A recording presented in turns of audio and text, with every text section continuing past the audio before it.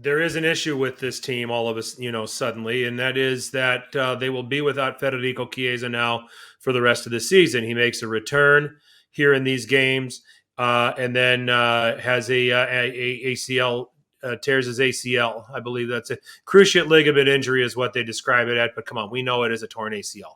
The hot take I'll give is for all the talent that Chiesa has, and he's a wonderful player, the pieces are still here for Juve to put some pressure on and to keep this thing going without him. But Federico Bernardeschi figured out how to play for a club team over the last few weeks. Yeah. That's one thing. Yeah. You're laughing, and yeah, I know that's funny. It's usually a striker, or, when you had Ronaldo kind of as a false nine, and you had guys playing off. I mean, you really have an out-and-out striker in that sense. You got Morata still there. Who knows if he goes to Barcelona? We'll see what kind of conversations happen with that. You got Ken, you've got Kuliszewski, you still got Dybala there, who I think they're trying to extend yet again. So for me, the pieces are there to cover for him. You can even Cuadrado playing, and you can play him in an attacking wing position if you wanted to. So is the Chiesa loss? I'm trying to state a case for why the Chiesa loss might not be that significant. I'll also give you another reason why I don't think it's that significant. Look at how Juventus play. Okay? The creative players don't get to be creative. It's rigid. It's structured. I can argue that Chiesa has not been as good under Allegri as he was under Pirlo.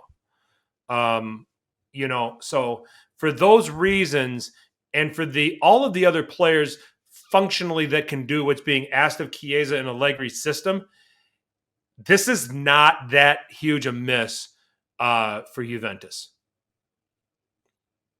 Agree or disagree? At least he's here finally. I agree. No, I definitely agree, because I think Kuliszewski can slot into the left-hand side.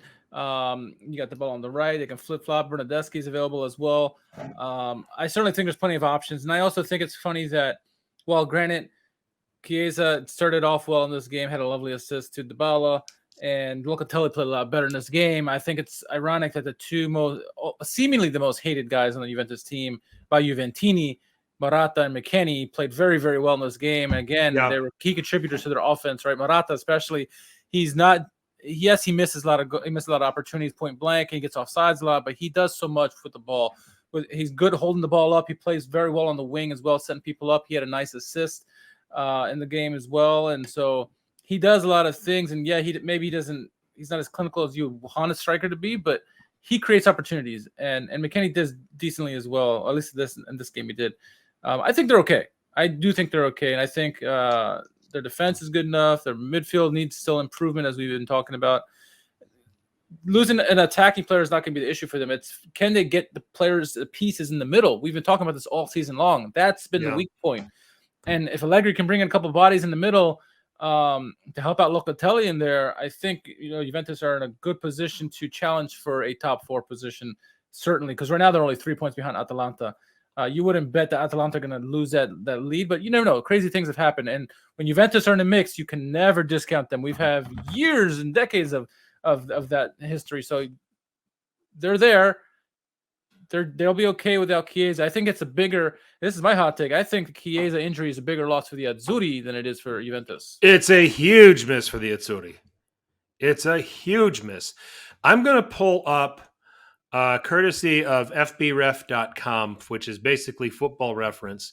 I want to pull up Federico Chiesa statistically under Allegri and then under Pirlo. So I'll let you carry on about why he's such a big miss for Italy. But it might go without explanation, but I'll let you explain it. It goes without explanation, right? No, but he is the playmaker for the Azzurri, and especially when the striker position is a position where the guys aren't really the clinical ones. They're just there to be a body on the pitch, so you're not one man down, it seems like.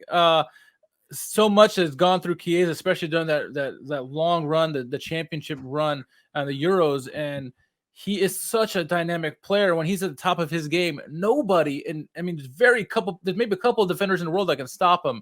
He's that good when he's on his game. The pace, the mobility, the shots, the vision. He is a good player, and he's, you know, there are some good players in the Azzurri, no doubt about it, but he's that playmaker, that X factor that they don't have another one like him on the team.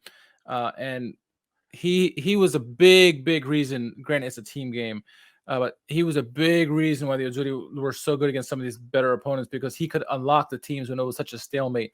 He had that extra gear that nobody else has, and can create nothing or create something out of nothing. He's a fantastic player, and the Azzurri are going to miss him.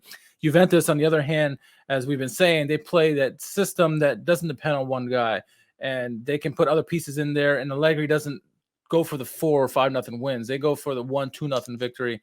And that's what he's going to be content with. And he's got players that can get those goals. Morata, certainly Dybala. Don't forget Kulusevski. He's a decent player as well.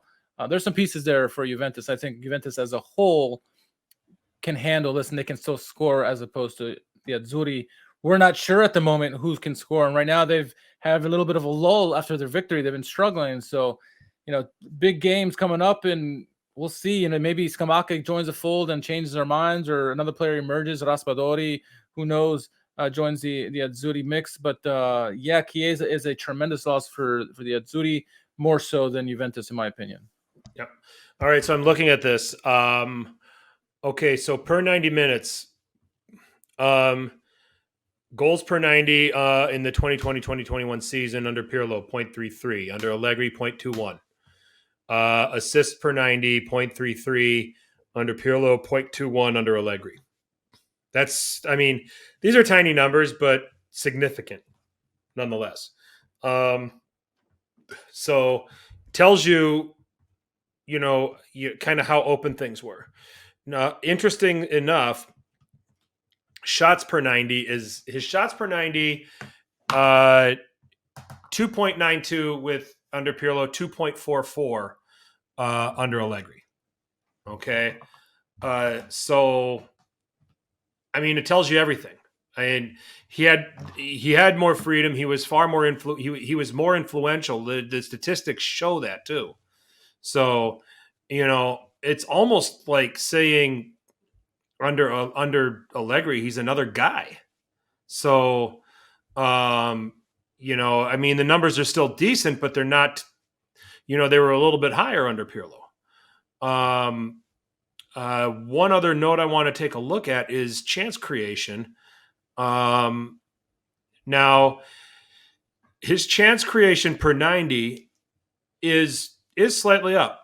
Okay.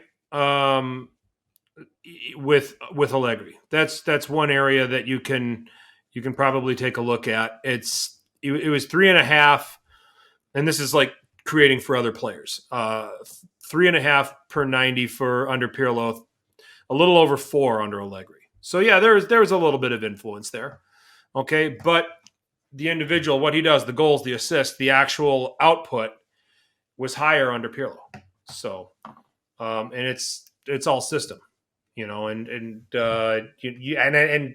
I'm giving you some statistical backup to what I'm saying, but I think you also only need to just watch Juventus to see that everybody on that team are just parts, so.